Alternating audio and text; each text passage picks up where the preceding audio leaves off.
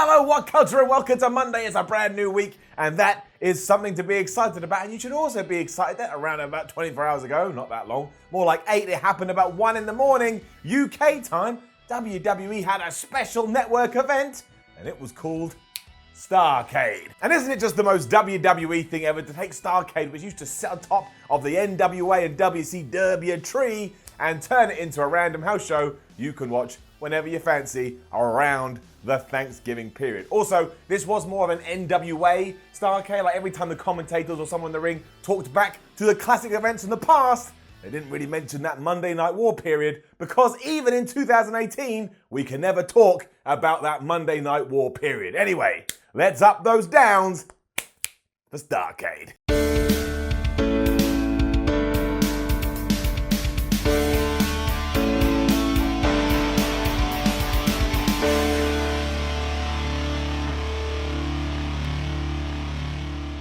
We'll start with a down because it is very strange to have an event that you can go on the internet right now and read every single result for, but when you come to watch it on your television screen, you only get an hour.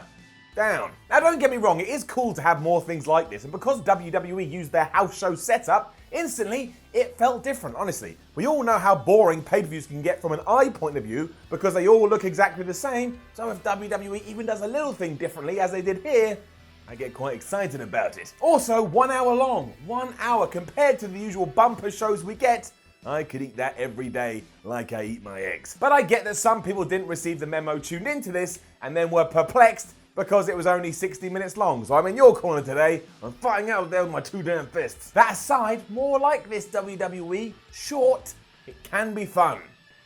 And up for the start of Starrcade though, because Elias was in the ring, he played a little song, bam bam bam. He invited Ric Flair to come out, he did, to a big reaction. There's your up. The Nature Boy put over the Drifter, said that all women love him before they were interrupted by all the heel women on the Raw side. So that was Nia Jax, it was Tamina, it was Mickie James, it was Alicia Fox. And then Ric Flair continued to talk about women.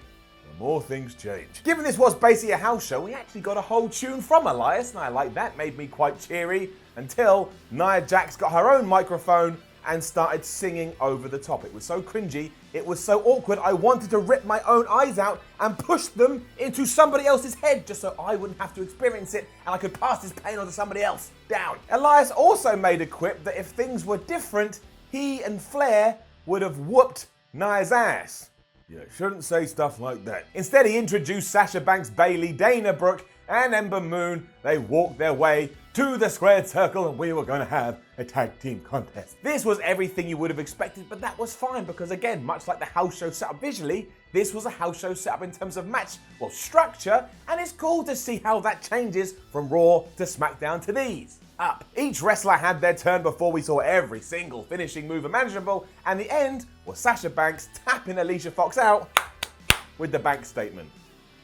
Nothing wrong with this. Backstage promo with Samoa Joe followed, and it rocked because of course it did. It's Samoa Joe. You could give Samoa Joe a Cat in the Hat to read and he'd make it sound like the most terrifying thing you've ever heard in your life. Up. The only real problem is what he was promising. He admitted that in his clash with AJ Styles in the past, AJ has always got the better of him, but tonight it's going to be different and Samoa Joe is going to win. But I knew deep down that ain't gonna happen on a random night in November. Miss TV next, and again, it was alright. A very nice, digestible piece of entertainment. Up. He started off by getting really excited about the event, including mentioning some classics, and oddly, when he said Lex Luger's name, everybody booed, so I don't know what that's about. Then he introduced his guests for the evening, which was Rey Mysterio and the US champion, not that you'd know it, Shinsuke Nakamura. Rey was playing up his neck injury from SmackDown and also said how excited he was to compete on something like Starrcade, given its history, and Nakamura, being the bad guy, went the other way and said he couldn't give two hoots about the event to begin with. The Luchador then had a row with The Miz and Nakamura used that to jump in from behind,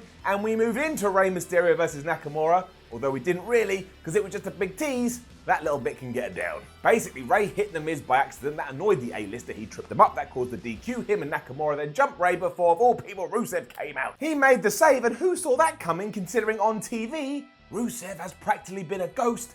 We haven't seen him at all. He just poof and vanished. This then transitioned into a tag team match between Rey and Rusev, or Raw, and they were going against, of course, Miz and Shinsuke, or mass. Rusev eventually got the pin after hitting The Miz with the matchka kick after some tomfoolery. I mean, there were some interruptions, there were some near falls, and Rey Mysterio gave a double 619 because he wanted to put smiles on people's faces. Up. I also got a little bit excited because I hope this is a sign of things to come in the future. Rey versus Nakamura for the US title, The Miz versus Rusev in any kind of program, so Rusev can get on TV. I doubt this is going to happen. We have to finish everything, between Rey and Randy Orton, but I can keep my fingers crossed and I can hope. Because I'm a special little boy. It was only an hour like we said at the start, so then we got to our main event. It was AJ Styles versus Samoa Joe in a cage match. Get it up. You won't be surprised to hear that it was worked like a house show main event, but that's exactly what I wanted. I like a change of pace in my wrestling, and I felt while I was viewing this, I could just skip through a field with glee. Joe pummeled Styles for a while. Eventually AJ got his comeback on, and he focused on Joe's need to tie into all their recent matches. And of course, once he had locked in that calf crusher, Samoa Joe, he was tapping out like a baby going, my knee, my knee. That bit in them. I didn't expect anything else, but I did get a little bit sad for the Samoan one because he is not on a good roll at the moment. He was jobbed out in seconds at the Survivor Series, and here, on television, because people can watch it, we saw him lose again.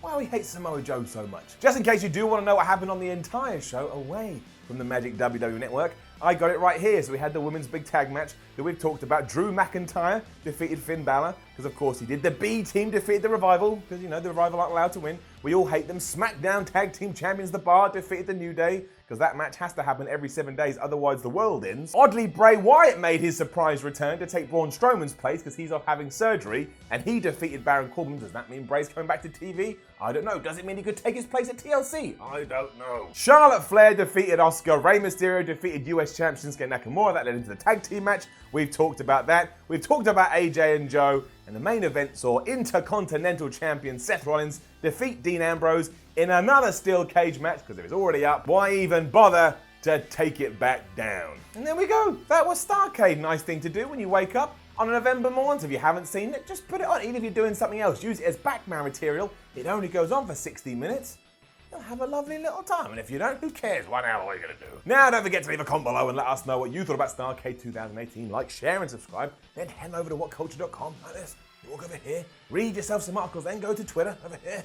What Culture WWE? Give it a follow. My name is Simon from What Culture, and make sure you get these ups and downs in your diary. We'll be back tomorrow to up those downs for Raw. Then we'll be back the next day to up those downs for SmackDown and go back in time. And you can also watch my ups and downs for Triple H's career. I promise you, you'll have a lovely little time. See you soon.